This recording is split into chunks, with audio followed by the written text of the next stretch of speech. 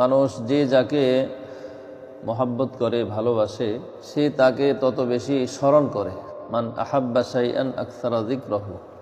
কেউ যদি কাউকে মহাব্বত করে তো তার জিকির, তার আলোচনা, তার জল্পনা কল্পনা সব মনের মধ্যে থাকে।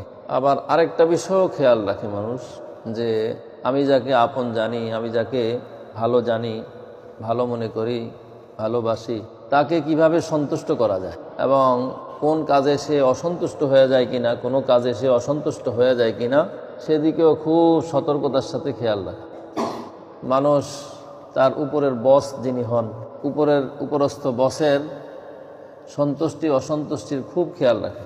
নিজ জায়গায় মানুষ স্বয়ংসম্পূর্ণ, নিজ জায়গায় মানুষ নিজের অবস্থান নিয়ে থাকে, ব্যক্তিত্ব নিয়ে থাকে, কিন্তু উপরস্থ কেউ থাকলে তার প্রতি একদম নতজানু হয়ে থাকে, সে অসন্তুষ্ট হয়ে যায় কিনা।